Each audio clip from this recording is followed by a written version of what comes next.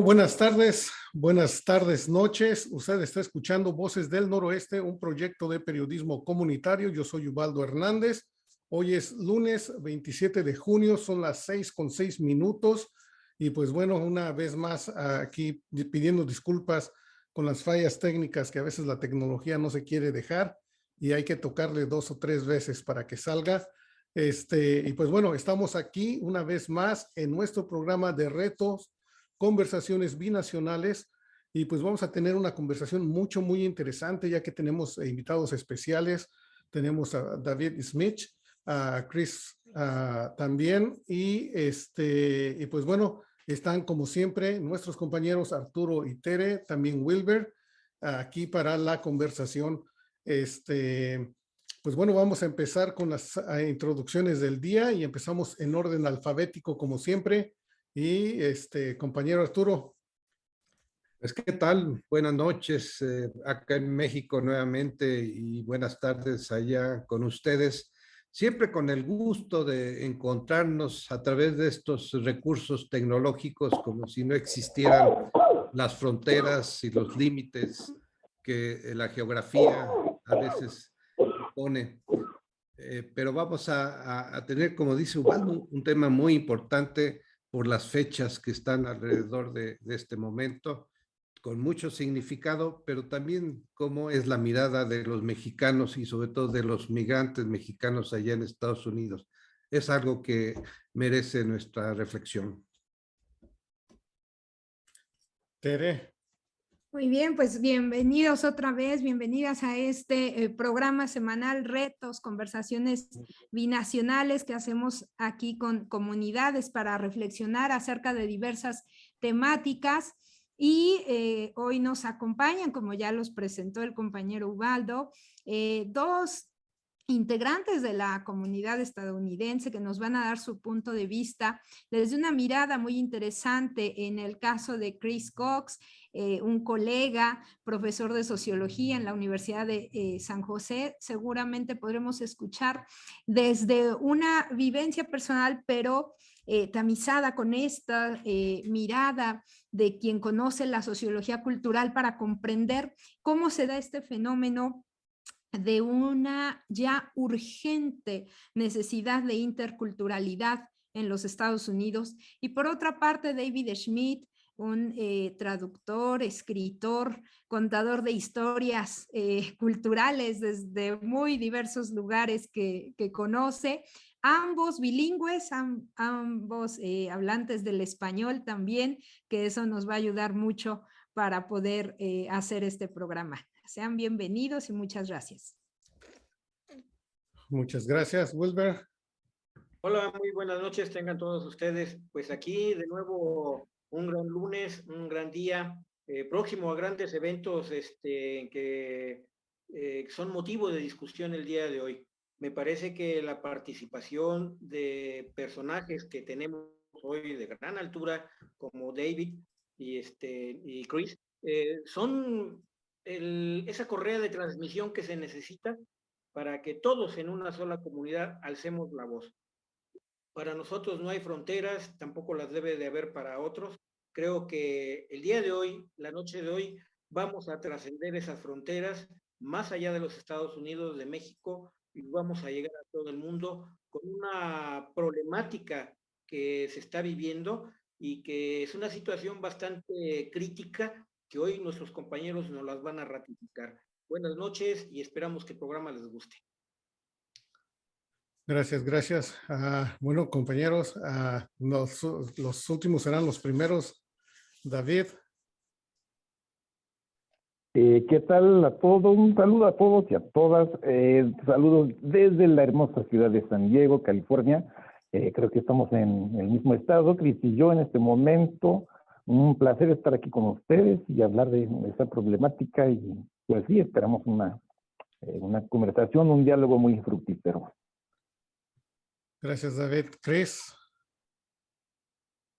Hola, buenas noches a todos ustedes. Saludos desde San José, California. Estoy feliz de estar aquí con todos ustedes.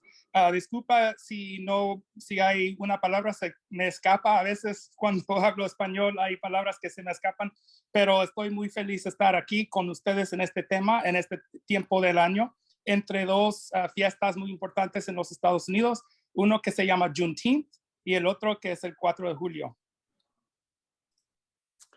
Muchas gracias y pues bueno, vamos a empezar esta conversación de antemano. Muchas gracias.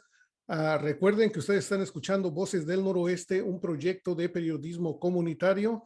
Nosotros tenemos nuestros programas lunes, martes y jueves.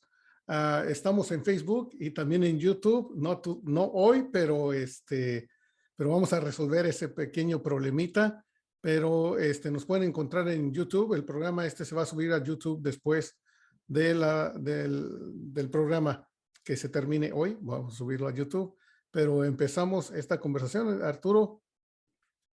Pues sí, la verdad es que en esta ocasión uno es más un receptor de testimonios y análisis de quienes al interior de Estados Unidos, que siempre es una nación llena de contradicciones, de diversidad y por lo tanto también muy rica en experiencias, con una historia profunda que hay que revisar siempre con cuidado para poder encontrar alternativas. Pero Estados Unidos también se encuentra en un mundo globalizado como el actual, donde han aparecido muchas manifestaciones de esta diversidad cultural que sometida a una serie de fenómenos como el colonialismo, como el imperialismo, que de alguna manera hizo que este tipo de sociedad funcionara a partir de la explotación de los pueblos originarios de varias partes del mundo en el desarrollo capitalista y que produjo fenómenos que determinaron toda la evolución de algunas naciones, en el caso específico de Estados Unidos, que hoy lo vemos volver a manifestarse con fuerza en un problema que ya es una tendencia estructural del capitalismo contemporáneo, que es la migración, que ha hecho que en todas partes del mundo se dé esta oleada de muchos pobladores de diferentes naciones que andan transmigrando por el mundo entero, casi siempre yendo de los países menos desarrollados, empobrecidos en buena medida por esas políticas imperialistas, neoliberales en la actualidad, pero que tienen siglos que funcionaron a partir de la colonización. Y entonces hay de gente que va por condiciones económicas difíciles, por violencia, inseguridad, de lo que se llama el sur global al norte global. Hoy, hace apenas unos días tuvimos un ejemplo de cómo llegan a esos niveles extremos estas visiones encontradas en el caso de la frontera de España con Marruecos, donde migrantes, que esto ya tiene mucho tiempo tratando de fluir hacia Europa, encuentran muchos riesgos, peligros al transitar por el Mediterráneo, pero también en este caso al querer transponer las vallas establecidas, pues la dureza con la que se aplicó la fuerza policial, sobre todo de Marruecos, pero también de España, provocó la muerte de casi 40 personas y muchísimos heridos. Las fotografías son impresionantes al ver ahí hacinadas un montón de cuerpos y es un fenómeno que nos habla de ese gran problema donde el mundo, que algunos creemos debería de no tener fronteras, aunque entendemos los conflictos, que esto suceda, pero finalmente esta es una realidad. Y en el caso de México, la frontera de México con Estados Unidos, pues es muy sui generis, porque es el paso no solamente por el cual muchos mexicanos traspasaron la frontera, aunque con esa observación que dicen los cantantes, los Tigres del Norte, cuando señalan, es que yo no pasé la frontera me pasó a mí. Porque en esta historia, muchos de esos territorios que hoy están del lado de Estados Unidos, pues estuvieron poblados originalmente, bueno, quizás por pueblos mesoamericanos, pero finalmente también por esto que ahora son los mexicanos y tenemos allá cerca de 40 millones de ellos. Pero una cosa que nos llama mucho la atención en este panorama mundial es que Estados Unidos ha sido una experiencia del desarrollo capitalista muy sui generis, donde se ha ido conformando una estructura social muy contradictoria, donde la comunidad afrodescendiente ha tenido muchas dificultades para ser reconocidas, inclusive hasta en los conceptos, así como ahora ya no hablan de ilegales cuando se habla de migrantes sin documentos, sino indocumentados para enfatizar ese dato. También hoy está un concepto que nos explicaban muy interesante, que es la comunidad negra en Estados Unidos. No podemos hablar de un pueblo esclavo, sino esclavizado, que fue una característica de desarrollo capitalista y que hoy merece que todo el mundo aboguemos porque se dé un reconocimiento pleno de los derechos de los ciudadanos, sin importar el color de la piel, su ideología religiosa o cualquier otra distinción, que a los mexicanos y a los latinos en general nos importa mucho, porque la presencia y el flujo migratorio que va a seguir seguramente es conformar comunidades diversas, plurales, que entre más logremos superar las barreras de la discriminación, de la desigualdad, haremos la posibilidad de ser una humanidad más justa y más feliz. Hay que recordar siempre que no solamente, y con esto voy a terminar, no solamente fluyen los migrantes o los residentes de mucho tiempo ahí a pesar de condiciones de opresión, sino que el desarrollo obliga a estas naciones ricas a requerir de fuerza de trabajo, y por eso a veces hay un poco o mucho de hipocresía al condenar a los migrantes, a las comunidades minoritarias, si se puede decir así, al hecho de que no aporta nada al desarrollo de esos países, todo lo contrario. Y por eso nos interesa cuando estamos hablando en este diálogo binacional, donde involucra a mucha gente, y estoy seguro que nuestros invitados van a poder ayudarnos mucho a analizar este asunto. Tere. Sí, pues esta idea de este programa surge porque efectivamente hace 8 días el compañero Ubaldo nos explicaba la importancia que tuvo conmemorar apenas reconocido hace un año este 19 de junio, esta fecha tan importante en la que se conmemora el Día de la Emancipación, cuando por fin termina el reconocimiento de concretarse de que no puede ningún humano ser esclavizado por otro. Eso es ya una condición terrible de llegar a lo más ruin que podría tener el espíritu humano, sabiendo que somos seres complejos, que podemos ser tan sublimes como especie, pero al mismo tiempo también tan monstruosos que se nos ocurren cosas que de verdad se quedan muy cortas las palabras para explicarlas. Entonces nos contaba de este 19 de junio, el Juneteenth, a ver si lo pronuncié correctamente, y yo en la reflexión que hacía decía, bueno, y ya viene, está a la vuelta de unos días el 4 de julio, ese 4 de julio que se conoce en el mundo entero como una festividad muy importante, emblemática en los Estados Unidos, y yo me hacía la pregunta de si en realidad los 4 de julio son incluyentes, ¿no? Son incluyentes para todos los tipos de comunidades que hacen a esa nación tan plural, tan diversa, pero no necesariamente intercultural, no necesariamente aceptándose entre unos y otros sectores. Entonces, esa sería la pregunta que yo dejaría para la reflexión, para todo lo que nos quieran compartir nuestros invitados.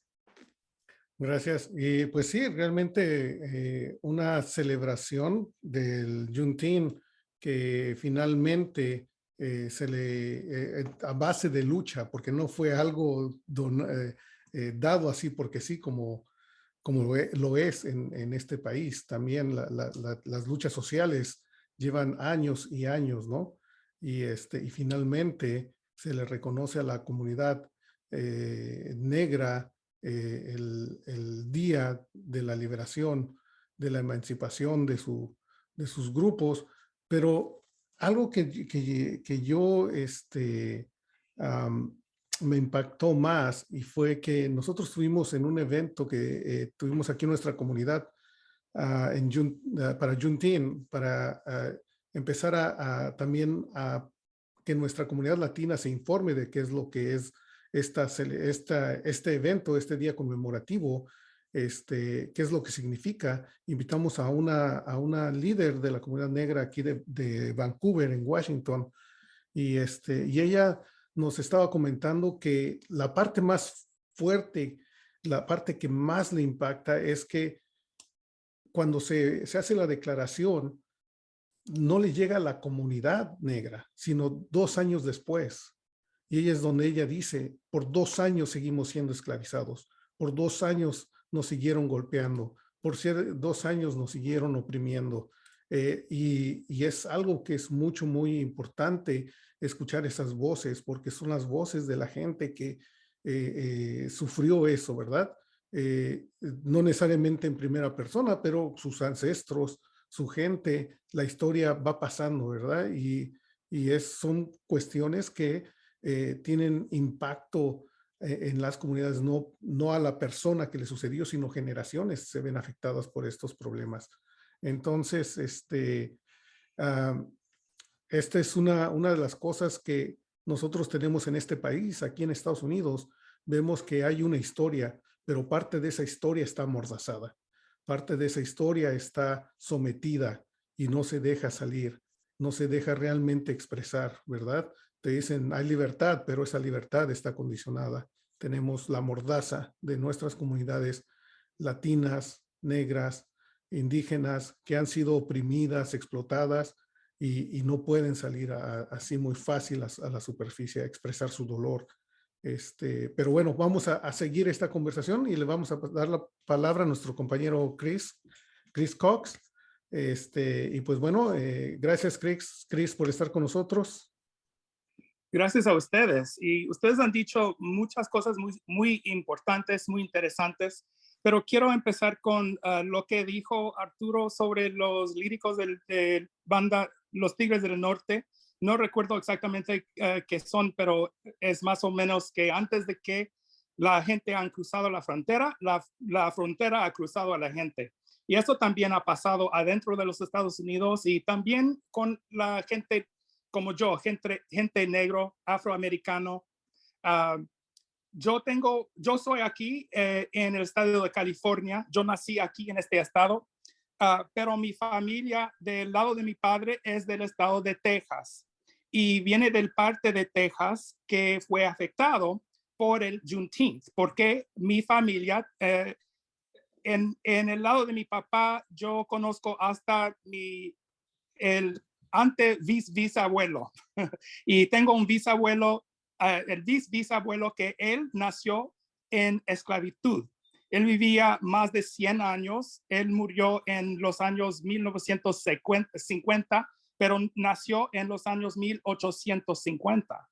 Entonces él ha tenido la experiencia de ser esclavo hasta más o menos 12 años de edad. Y él no tenía su libertad cuando ha llegado la libertad en la ley en el este parte del país. Al principio, el estado de Texas, que cuando era un parte de México, había gente estadounidense en términos de capitalismo que querían que Texas quede un estado esclavo. Había también un gobernador, el primer gobernador del estado de California durante el periodo estadounidense, que quería que California sea un estado de esclavitud.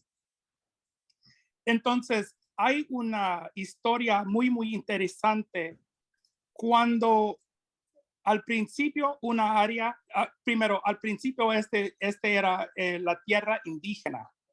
Cuando llegaron pues los americanos, los estadounidenses, querían a través del capitalismo pensar solamente en cómo es que la gente negra, la gente indígena, la gente mexicana pueden dar dinero, pueden dar capital a los capitalistas. solamente teníamos pues el valor de si pueden usar nuestros cuerpos, usar nuestras mentes para un profit, para hacer un capital. Y también en el estado de Oregón, donde está usted, Ubaldo, había una ley que dice que la gente que tiene sangre africano, gente negro, no puede estar adentro del estado de Oregón más de 2 semanas. Si tienes piel negro, no puedes estar. ¿Por qué? Si no podemos esclavizarte, no te queremos. También con la gente indígena, también con la gente del origen mexicano. Había donde yo vivo en el estado, en la ciudad de San José. Esta ciudad se fundió en el año 1777. Era un parte de México hasta que 1848.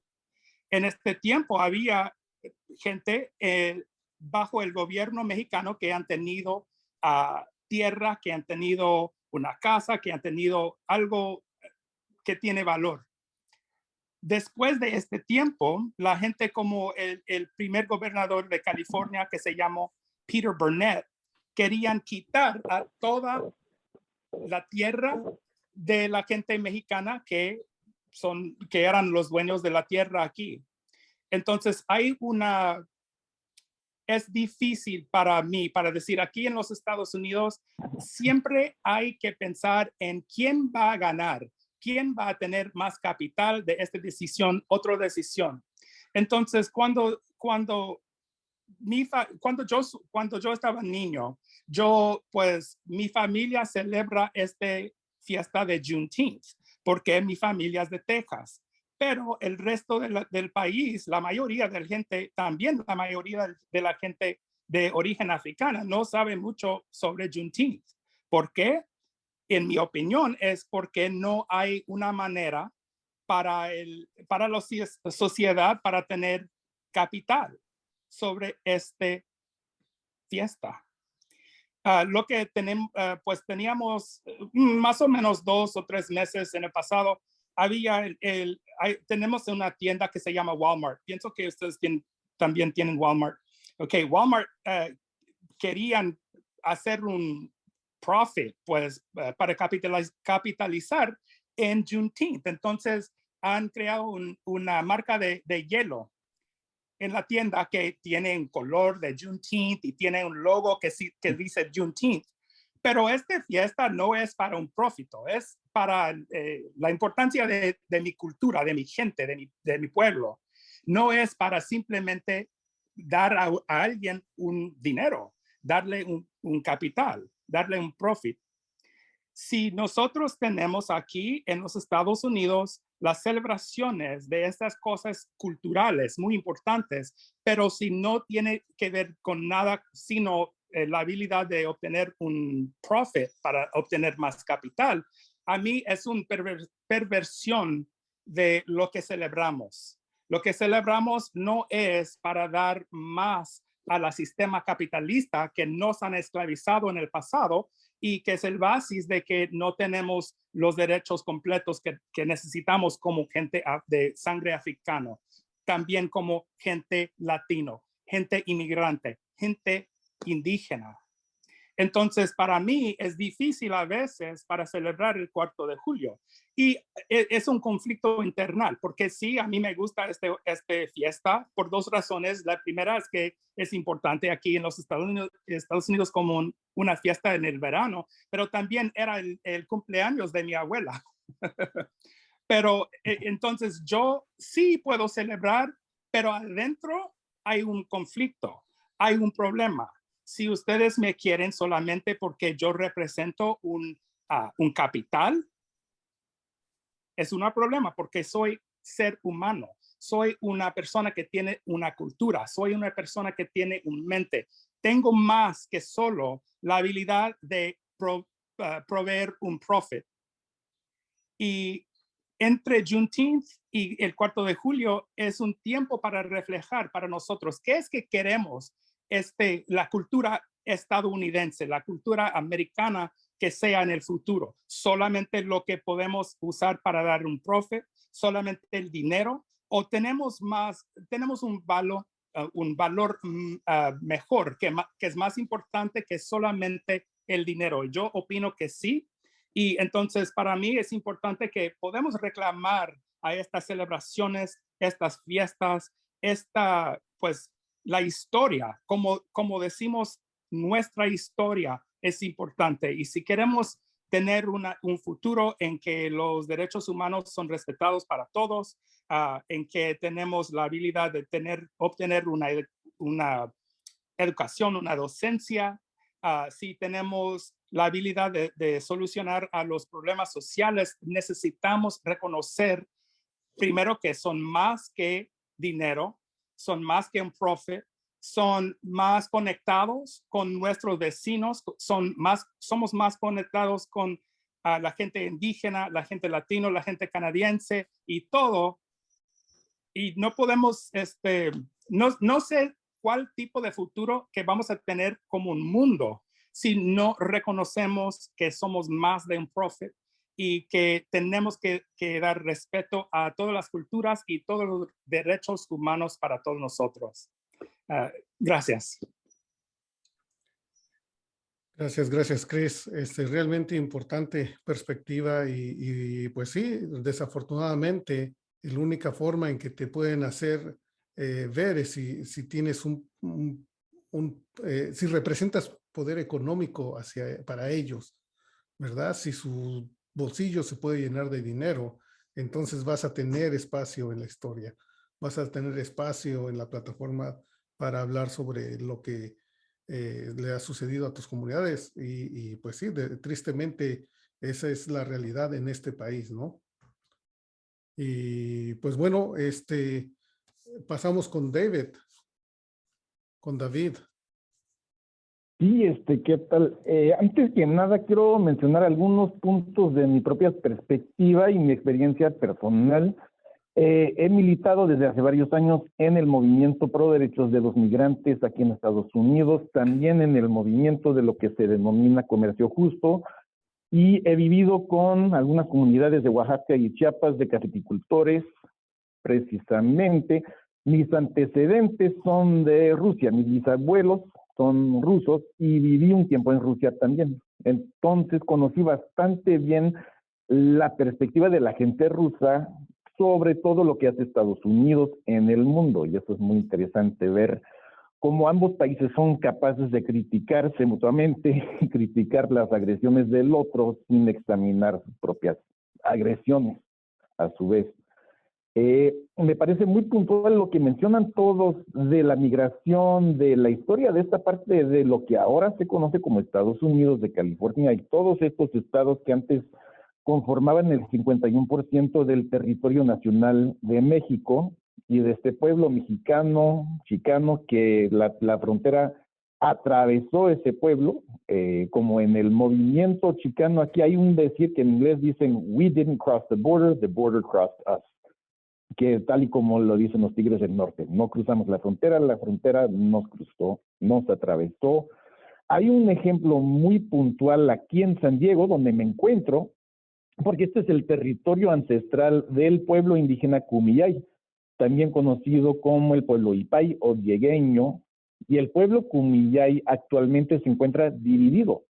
Obviamente esa frontera es algo completamente artificial, antinatural, una frontera que fue creada a partir del Tratado Guadalupe Hidalgo y dividió a todo un pueblo. Y actualmente la mitad del pueblo Kumeyaay se encuentra del lado estadounidense y la mitad del lado mexicano, en el estado de Baja California. Y puedes encontrar comunidades Kumeyaay de ambos lados de la frontera. Pero si vemos, este pueblo habla el mismo idioma, tiene las mismas tradiciones. El pueblo ancestral de esta tierra no reconocía esta frontera. Esta frontera es algo que fue impuesta hace apenas 164 años. No sé si estoy haciendo bien el cálculo. Y vemos también en el ejemplo de la invasión de estas tierras por las fuerzas estadounidenses, en esta invasión de México, y cuando las tierras pasan a ser de Estados Unidos, una gran parte de los que impulsaron esa invasión en Washington, desde el gobierno estadounidense, eran los políticos pro-esclavistas. Eran los políticos a favor de la esclavitud, que ellos querían abrir estas fronteras, conquistar, invadir estas tierras precisamente porque esperaban convertirlas en tierras donde existiera la esclavitud también. Y lo lograron en el caso de Texas, por ejemplo, y lograron que la esclavitud ya se había abolido en México, y cuando toman estas tierras, regresa la esclavitud a muchos de los estados ya robados a México. Y cuando observamos la migración hoy en día, los migrantes, los que hoy en día cruzan esta frontera artificial que se ha creado, los migrantes a menudo son los más conscientes de estas dinámicas del capitalismo y del imperialismo. Son los más conscientes porque son, como mencionaron Arturo y Tere, son los que vienen huyendo de los efectos del mismo imperialismo. Y están muy conscientes de esta dinámica de despojo de recursos, de tierras, de riqueza.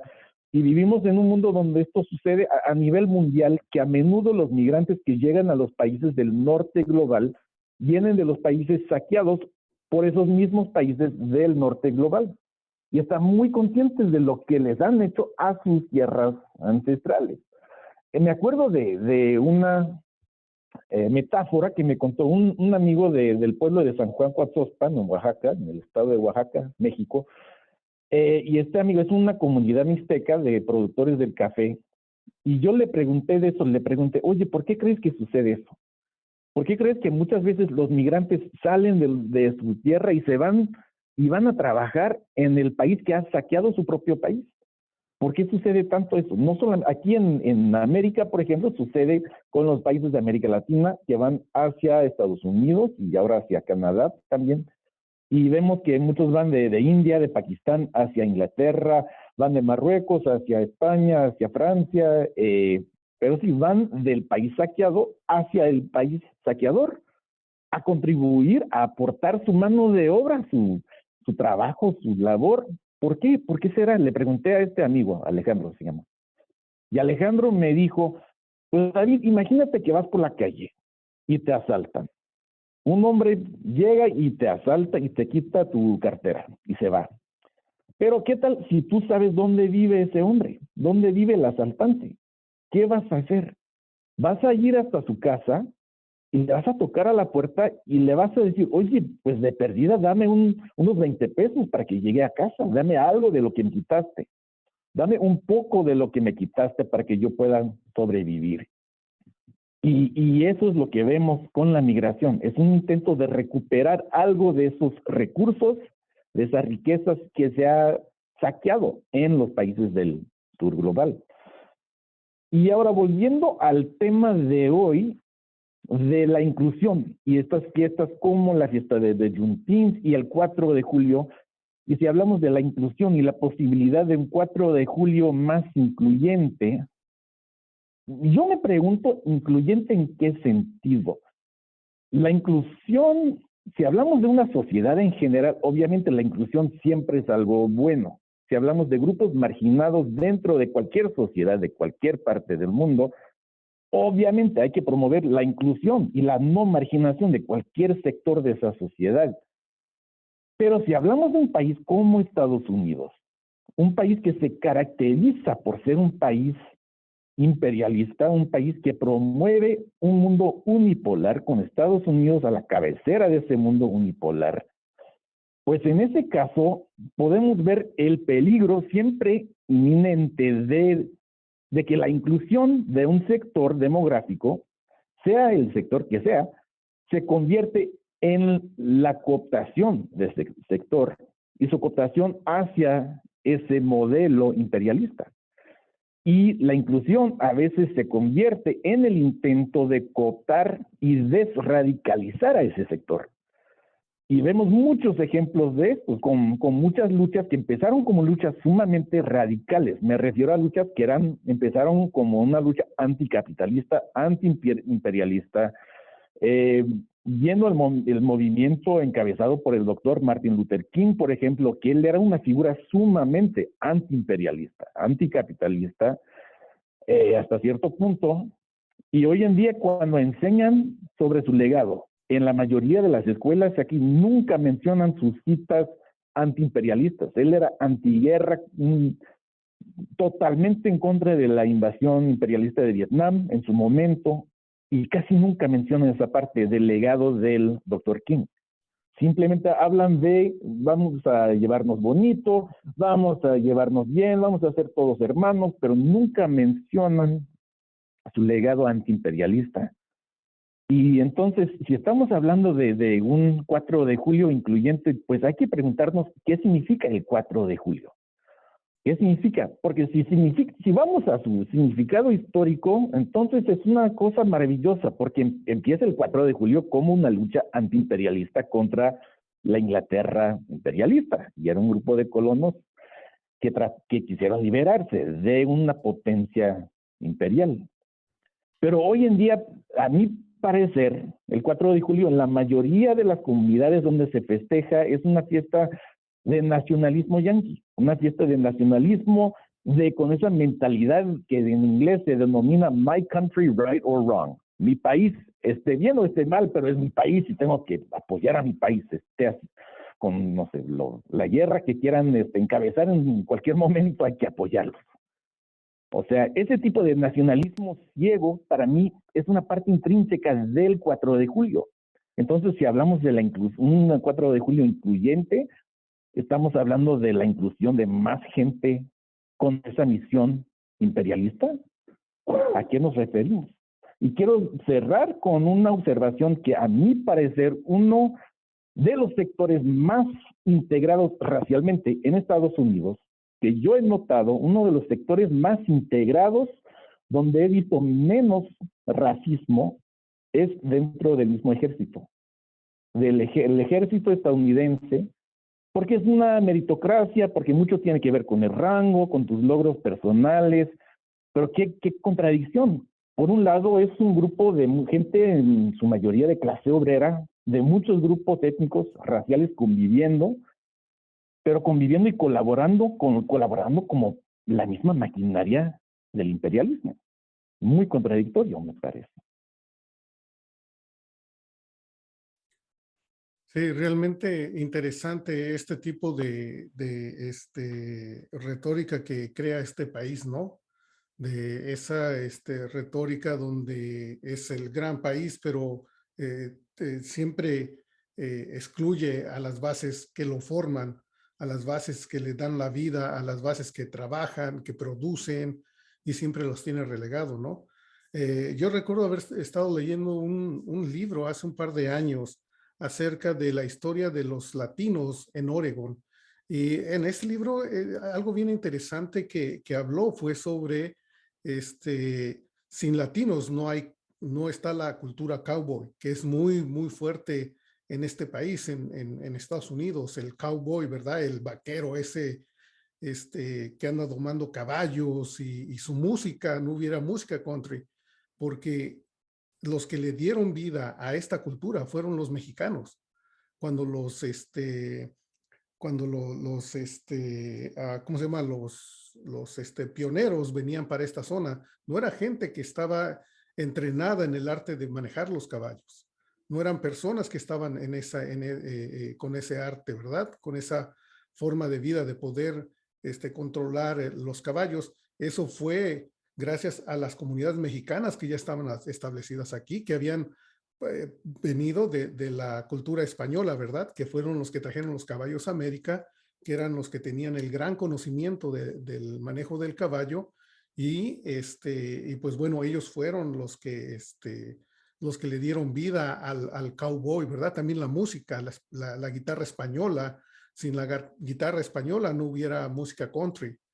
Entonces, toda esta cultura que fue creando a la cultura dominante, ¿no? A esas culturas que les fueron poniéndolas abajo y las fueron amordazando para que no sobresalieran. Entonces, eso es algo que es interesante ver cómo este país, en esta celebración del 4 de julio, como es costumbre, excluye a estas historias, excluye estos pueblos que le dieron forma a este país y que son los que realmente sostienen en gran parte la economía de esta sociedad. Wilber. Yo quisiera hacer algunos comentarios con los compañeros, tanto con Chris como con David, que en la historia de los Estados Unidos, prácticamente los primeros indígenas que estaban en América del Norte fueron los primeros golpeados, ¿no? O sea, fueron los primeros despojados de todas sus tierras, de todas sus riquezas naturales que tenían. Su cultura fue golpeada, aniquilada, pues era en la orientación. La famosa conquista del oeste establecida por estas personas, pues traía consigo solamente un objetivo, como dice Chris, precisamente, ganar dinero. Porque la economía que producía dinero era una economía esclavista, una economía que despojaba a la gente de sus valores, de su cultura, para poderse aprovechar de sus recursos. Entonces, los indígenas fueron los primeros en ser golpeados. En la medida que se va estableciendo el esclavismo en Estados Unidos y se van trayendo negros de todas partes del mundo, sobre todo de África, que van trayendo chinos cuando pueden, etcétera, la gran situación que se está formando y generando ahí, como dice, precisamente la cuestión de ver al ser humano como una mercancía. Y el hecho de convertir al ser humano en una mercancía, pues lo convierte en un valor de cambio. Y en este sentido, tener valor de cambio es generar dinero. Es decir, lo que siempre ha estado presente desde antes del capitalismo en Estados Unidos es el dinero. El capital que se va generando después mediante el desarrollo que se va teniendo surge precisamente del despojo a los naturales y de la esclavitud de la gente de color. Y creo que es interesante que hoy que se habla de una emancipación, precisamente de una independencia, de una celebración, pues se haga una reflexión de esta naturaleza, ¿no? ¿Cuál ha sido el costo que han tenido que pagar todos estos núcleos de personas de color, de indígenas, migrantes, etcétera, ¿no? ¿Cuál ha sido el precio que han tenido que pagar? Yo creo que el precio ha sido muy alto. Y el precio ha sido muy alto solamente, como dice David, para ostentar una medallita que les diga que son estadounidenses y que están protegidos bajo las leyes de los estadounidenses. Sin embargo, la ideología y la política que sigue privando en Estados Unidos es la misma, es la del dinero, es el imperio del dinero. Y no importa la forma en la que tenga que conseguirse, ni a quién tenga que atropellarse, ni a quién se le tenga que quitar lo que se le tenga que quitar con tal de hacerlo. Se les vende la idea a los hispanos, por ejemplo, que una senadora mexicana ya está en Estados Unidos como representante del pueblo, de la comunidad latina. Y es una senadora del Partido Republicano que sigue fielmente los designios de Donald Trump y que está en Texas. Entonces, hablar de una representación de una comunidad latina a través de una persona como esta no es más que una parafernalia.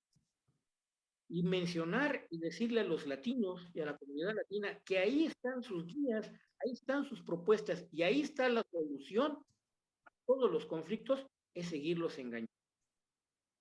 Y entonces resulta muy chistoso que ahora quienes más celebran el 4 de julio en Estados Unidos son todos los que aspiran a ser una comunidad representativa, pero que sin embargo no lo puede ser porque no es una comunidad generadora de riqueza tal como ellos la conciben. El racismo me parece que es uno de los elementos más difíciles de romper porque no solamente están en la actuación de los blancos hacia la gente de color o hacia la gente inmigrante o hacia la gente indígena. Me parece que el racismo está en la cabeza de todos aquellos que no se han podido emancipar precisamente de esas ideas nocivas de que son algo menor a un ser humano. Y entonces esto facilita precisamente la comprensión de los capitalistas de que son una buena mercancía. Es decir, la mercancía que me pueda producir riqueza será aquella a la que me pueda yo arrimar, asuntar o tener. Y entonces el esclavismo cambia de nombre, pero no deja de ser esclavismo de otra forma. Es decir, expoliar al máximo a la gente de color y a los migrantes para obtener riquezas, me parece que no es nada que acerque a las comunidades a celebrar un 4 de julio. Luego entonces, todo aquello que se le parezca a una celebración de esta naturaleza, donde les hagan creer que son norteamericanos, cuando en sí no los tratan como tal, es estar perdiendo el tiempo y estar perdiendo la vida en otras cosas. Efectivamente, Luther King no ha tenido la imagen en Estados Unidos que debió de haber tenido. ¿Por qué? Pues porque es una traba para el desarrollo del imperialismo. Y me parece que a nivel mundial, Estados Unidos, comportándose como el policía del mundo, es quien va normando este tipo de criterios para que el norte, el supuesto norte, siempre sea el mejor, el productivo, el lugar de la esperanza, el lugar del sueño donde todo mundo va a ser una persona en desarrollo, una persona del primer mundo, o sea, una cuestión totalmente ideológica, y los del sur siempre van a tener que estar luchando para llegar al norte, para superarse. Es tremendo pensar y ver, por ejemplo, todos los movimientos de migrantes que se hacen de Centroamérica, ahora también de Haití, de Cuba, que no ven otro lugar más paradisíaco que Estados Unidos. Y hacen hasta lo imposible. Hemos sabido de gente que se junta hasta 200,000 pesos para su viaje como migrante para llegar a Estados Unidos. Y tardan a veces hasta un año, año y medio para que les puedan dar una visa para que puedan entrar. Mientras que otros que comparten sus ideas ideológicas y políticas, y lo vimos recientemente como los ucranianos, en 24 horas ya estaban en Estados Unidos, ¿no? Como los mártires del mundo. Mientras que las grandes masas de desplazados, precisamente de los pueblos que antes fueron colonizados, que antes fueron esclavizados, hoy aspiran a recuperar esa porción de vida que les fue arrebatada a través de la historia. Me parece que no tiene nada que celebrarse el 4 de julio, a no ser que esa inclusión sea precisamente con una verdadera idea de libertad, que sea con una verdadera idea de emancipación y de un cambio ideológico que trascienda en sus representantes en formas políticas diferentes para las comunidades.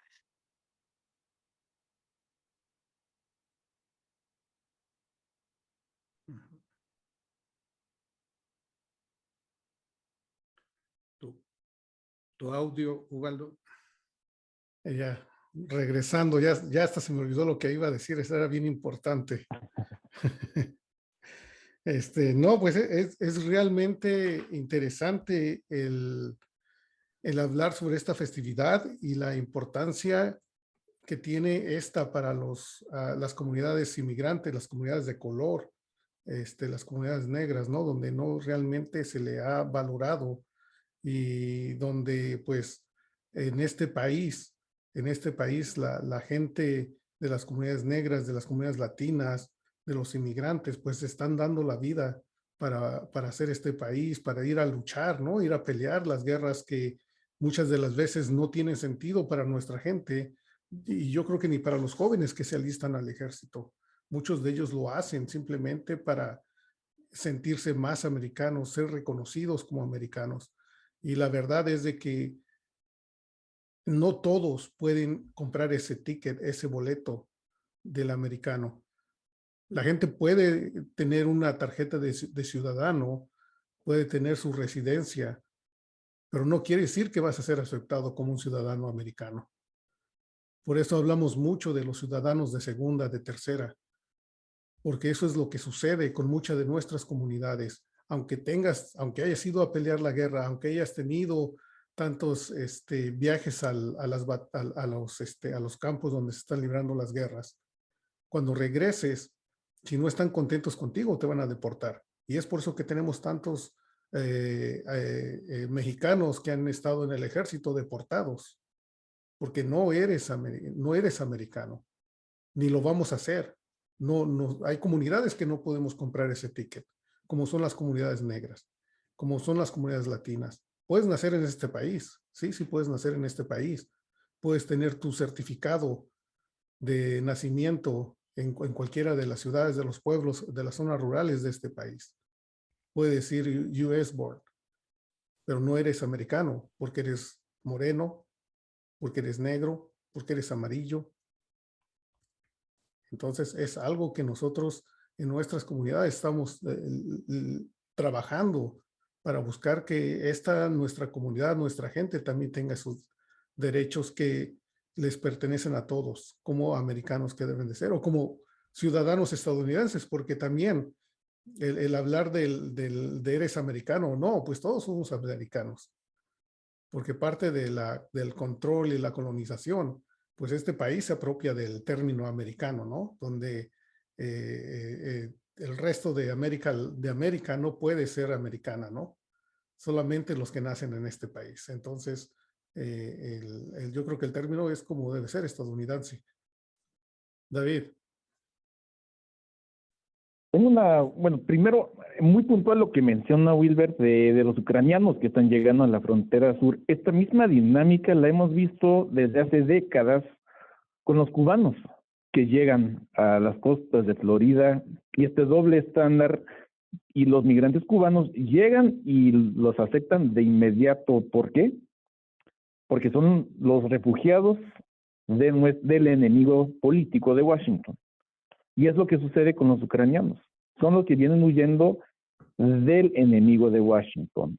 Y el intelectual Noam Chomsky habla mucho de este concepto de víctimas legítimas y víctimas ilegítimas. Y las víctimas legítimas, las que podemos percibir como víctimas, son las víctimas de nuestros enemigos. Sin embargo, las víctimas de nuestros crímenes de guerra en Centroamérica, en otras partes del mundo, en Haití, de nuestras agresiones militares, económicas contra Haití desde que se independizó en 1810. Estados Unidos no ha dejado de atacar a Haití, de victimizar a Haití. Como son nuestras víctimas producidas por nuestras políticas, pues no las aceptamos como víctimas. Y hubo un caso que menciona Chomsky de los años 90, en que llegó un barco a Florida con algunos venían de Haití y otros venían de Cuba. Llegó el barco y literal a los cubanos los aceptaron, les regalaron la mica, la residencia, y a los haitianos los devolvieron a Haití, porque los haitianos venían huyendo de los crímenes de guerra del presidente Clinton en ese momento en Haití. Pero quisiera hacer una pregunta retórica para todos los que estamos aquí. ¿Qué pasaría si de un día al otro, de hoy a mañana, aquí en Estados Unidos desaparece el racismo, desaparece la desigualdad racial, desaparece la homofobia y todos somos absolutamente iguales en Estados Unidos? ¿Qué pasaría? ¿Acabaríamos con el imperialismo? ¿Acabaríamos con el problema? ¿Acabaríamos con la desigualdad o con la influencia nociva de Estados Unidos y de su política imperialista en el mundo? ¿Cómo se vería ese mundo? Si con una varita mágica desaparecemos todo racismo, toda homofobia, y sí, todos somos absolutamente iguales dentro de este país. Pero, ¿qué es lo que se queda? ¿Qué tipo de estructura mundial se queda a pesar de esa igualdad dentro de este territorio? A mí me gustaría dar una opinión, pero a lo mejor primero debemos darle la palabra a Chris, que tenía un poco de problemas de tiempo y queremos escucharlo. Muchas gracias. No tengo mucho más tiempo, pero la primera cosa que sí, pues en la mañana no había ningún racismo, homofobia, etcétera. La primera cosa que va a pasar es que yo tendré un ataque de corazón porque no puedo creer que eso es posible. Pero la primera cosa, en serio, la cosa más importante es como así, en mi opinión. No tenemos tenemos el deseo en la corazón. Muchos de nosotros tenemos el deseo en la corazón de vivir sin esas cosas, pero no tenemos un modelo que podemos usar cómo vamos a funcionar sin esas cosas aquí en los Estados Unidos, porque son tan integrales a la cultura que tenemos en los Estados Unidos. Yo no puedo reconocer a los Estados Unidos sin el racismo.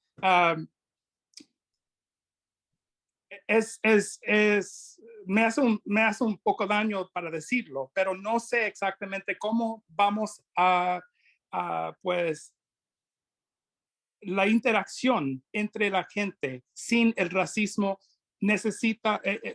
hace necesario que nosotros necesitamos pues crear una manera de integrar con nosotros, que es algo totalmente nueva que no hemos tenido antes.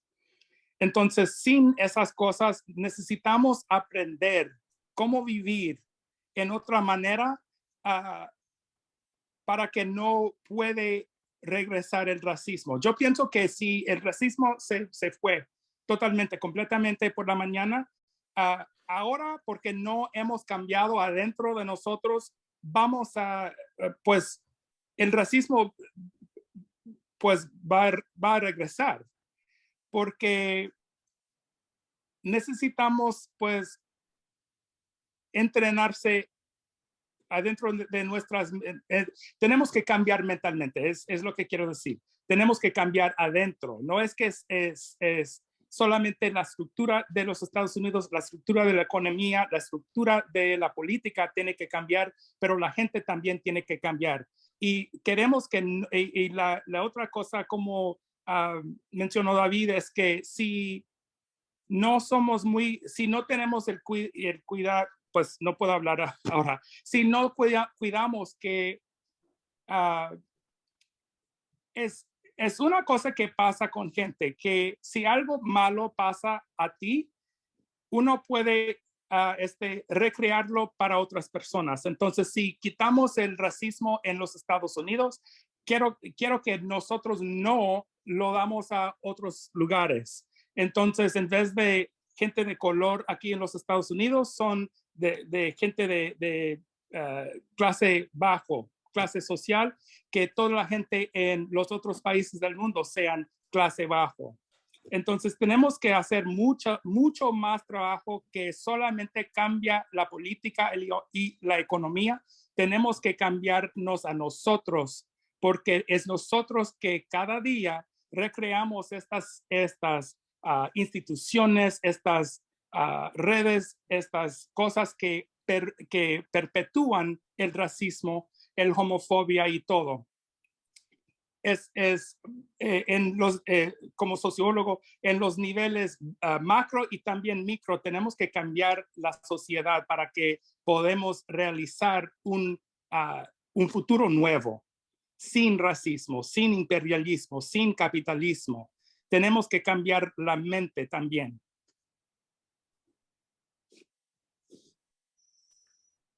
Sí, antes de que se vaya Chris, que por supuesto en cualquier momento si hay necesidad ya te retirarías, Chris, pero a mí me parece que lo que han dicho los compañeros, que además lo dicen mucho de corazón, es decir, que viene la experiencia de vida de los ancestros, que son los que hacen la historia de cada uno de nosotros, y conociéndolos tanto a Chris como David. David es un ejemplo también de cómo se superan las fronteras mentales, culturales de las que habla Chris, cuando logras no solamente viajar hacia otros países, otros territorios, sino realmente integrarte, es decir, identificarte en lo que tenemos en común los seres humanos, sobre todo en una sociedad tan desigual e injusta donde los explotados merecemos reconocernos más allá del color de la piel, la ideología, el origen nacional, etcétera. Y yo quisiera decir que entiendo de lo que dicen, lo complejo que es el problema de la discriminación de todo tipo, que es de corte racista, puede ser religioso, pero que sobre todo es clasista. Yo creo que a la comunidad afrodescendiente le han permitido a unos cuantos, a una élite, integrarse y juegan un papel como cualquier otro. Pero ¿por qué se hace una distinción con la mayoría que permanece en condiciones de explotación de sus trabajos, de marginación en muchas formas, que se traduce en grandes problemas sociales? Y lo mismo puede pasar con muchos otros, inclusive, y aquí sí diría, también con la población anglosajona de Estados Unidos. La mayoría son trabajadores y son explotados, a pesar de que la ideología haga que de repente prefieran sentirse diferentes a sus hermanos de otro color de piel antes que a sus adversarios o enemigos de clase, que son los que los explotan y los someten a esta contradicción permanente. Y por eso yo diría, bueno, una cosa, como siempre lo he dicho cuando se habla del problema de la ecología, por supuesto que yo también creo en la sustentabilidad, en la protección del medio ambiente, pero siempre le digo a los ecologistas, hay que entender que mientras el capitalismo persista, difícilmente vamos a corregir la contaminación del ambiente y la reivindicación de la tierra, porque esta destrucción de la tierra la hizo el desarrollo capitalista y la sostiene. Y la explotación de la gente, de los seres humanos, persiste en las formas capitalistas, y podríamos quitar los otros elementos, cosa que también creo que es difícil que suceda, pero persistiría esta diferenciación entre los que no tienen más que su fuerza de trabajo y que en momentos de dificultad serán abandonados a su suerte y vivirán el empobrecimiento. Así como decía, y voy a terminar con esta idea que nos enseñó Ubaldo, a que tendríamos que hablar de indocumentados, no ilegales, porque esta es una diferencia, y que tendríamos que hablar de pueblos esclavizados, no esclavos, en términos de que no nacieron, sino fueron fruto de esa explotación. De la misma manera, hoy ya no queremos hablar de naciones pobres o pueblos pobres, sino empobrecidos, es decir, que su condición de pobreza está causada por esta estructura de explotación, de desigualdad, que además en todo el mundo se reproduce de muchas maneras complejas. Y yo termino entonces con la idea de que refrendo que la mejor forma de avanzar a un 4 de julio o cualquier otra fecha que sea incluyente y que supere la historia y la realidad imperialista, que en efecto creo que David puso los puntos sobre las IES. ¿Qué pasa? Que te pueden aceptar y tú te puedes incluir en una nación que sigue pensando y actuando como un imperio sobre otros pueblos, también que sufren esa discriminación, esa explotación, simplemente porque sirven para saquearlos de sus riquezas y enriquecer acá y generar otra condición. Y por eso la lucha de todos los pueblos es también la lucha de todos nosotros, a pesar de la diversidad. Y lo que creo es que es la solidaridad entre todos nosotros, que somos trabajadores con diferente color de piel, diferente idioma, diferente origen natural, pero que nos hermana esa identidad de clase y esa identidad de búsqueda de un futuro mejor. Me da mucho gusto haber tenido aquí a David y a Chris y a Wilber y a Ubaldo. Todos somos ejemplos de esta diversidad. Gracias, Tere. Yo quiero decir algo muy chiquito, además de agradecerles a nuestros dos invitados especialísimos, que yo quisiera dedicar, si me lo permiten, este programa a las víctimas y familiares de víctimas, para detenernos a reflexionar en las dos tragedias más recientes, que ojalá fuesen las últimas, ya no más, porque se suman a una larguísima historia ya incontable de este tipo de tragedias generadas por la discriminación, por el odio, por las fronteras neoliberalizadas y controladas por un neofascismo que mataron hoy a más de 40 personas asfixiadas en un tráiler en San Antonio, Texas, hace unas horas. Las acaban de encontrar. Y la tragedia de Melilla, en la provincia de Nador, que desesperados queriendo saltar la valla, murieron también de una forma ya inhumana, infrahumana. Y eso no puede seguir siendo. Y me parece que con las palabras que ustedes nos ofrecieron hoy, eso queda muy claro. Gracias. Realmente triste estas noticias que suceden gracias al sistema de vida que tenemos, ¿no? El neoliberalismo sigue creando los estragos en nuestras comunidades. Y yo quisiera comentar sobre la pregunta que hizo con nuestro compañero David. Yo creo que si el día de mañana nos levantamos y encontramos que ya no hay racismo, no hay clasismo, se acaba eso, sería un acto de injusticia más grande a nuestras comunidades una vez más. Porque desafortunadamente no estamos preparados para un cambio rápido, repentino. No sabríamos qué hacer y tendríamos que relegar, como lo hemos hecho, la dirección a quien la ha tenido por historia. Hay una película mexicana, no me acuerdo el nombre, donde creo que el actor era Héctor Suárez, donde estaba la lucha de la revolución y de repente llegaba la noticia, ya ganaron los republicanos, ya ganaron los revolucionarios, y cambiaba el control del pueblo, depende de esas noticias, ¿no? Y al último ganaron los revolucionarios. ¿Y qué pasó al último?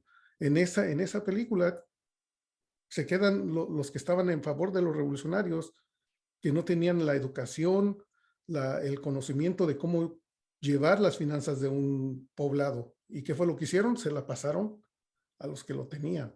Entonces, si sucede un acto así de rápido, sería un acto injusto para nuestras comunidades una vez más. Sería la injusticia más grande que podía pasarnos, porque ya lo hemos visto.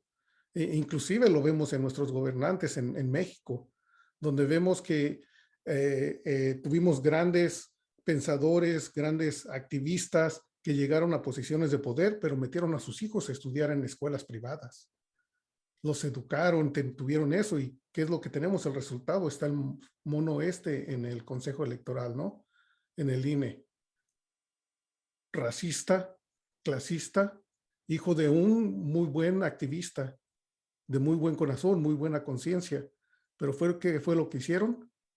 Le empezaron a tener acceso y empezaron a querer educar a sus hijos en las escuelas privadas, la mejor educación, y crearon a los siguientes representantes que siguen sometiendo y más agresivamente al pueblo.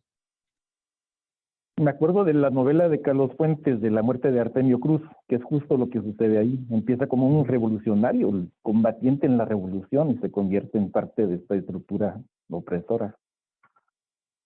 Sí.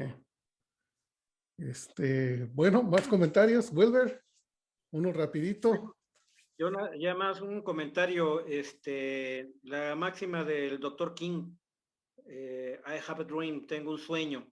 Yo creo que es relevante que hoy reflexionemos en que ya no debemos de tener un sueño, y hay que despertar y cumplir ese sueño, ¿no? Creo que eso es lo más importante que se puede hacer hoy. Y juntos como latinoamericanos salir adelante, juntos, porque yo creo que la unidad en la ideología y en la acción nos van a llevar precisamente a esa educación necesaria para el cambio. La unidad es base, la ideología es base, y sobre todo las ganas de hacer las cosas también, ¿no? Seguir luchando, no detenerse, siempre adelante. Gracias, gracias. Últimas palabras, David. Le doy chance a Cris primero, porque sé que tiene el tiempo encima. Muchas gracias. Yo pues estoy muy feliz de estar en conversación con todos ustedes, y espero que podamos continuar, que seguimos en este tipo de conversación, porque pienso que es muy importante para que podamos llegar a un día en que no hay el racismo, clasismo y todo eso. Va a tener mucho trabajo, pero pienso que es muy importante lo que dijo Wilber, que necesitamos recordar que sí, we have a dream, que podemos soñar de un futuro mejor. Muchas gracias. Gracias. Gracias, Chris. David, perdón. Y creo que solamente quisiera destacar que hay dos conceptos que se tienen que rescatar en lo que queda de la izquierda en Estados Unidos, que ya queda muy poco de una verdadera izquierda en Estados Unidos, pero dos conceptos que tienen que volverse centrales para que la izquierda sea izquierda en Estados Unidos son la lucha de clases y el antiimperialismo.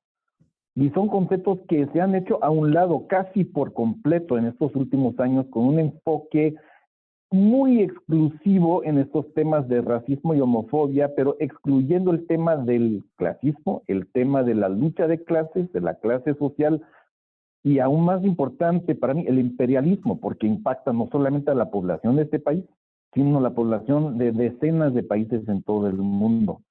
Y vemos un claro ejemplo de esto, de alguien que se opuso al racismo, a la esclavitud y al imperialismo en la figura de Mark Twain. No es nada nuevo. El escritor Mark Twain se opuso a las tres cosas y él era parte de la Liga Antiimperialista en su momento, se opuso a la invasión estadounidense de México y a la invasión de las Filipinas décadas después, y podemos rescatar esos ideales y reconstruir un concepto de nación, un concepto de identidad como nación ya es totalmente contra el imperialismo y contra el clasismo. Pero para eso necesitamos una transformación muy radical a nivel nacional. Sí es. Arturo, Tere.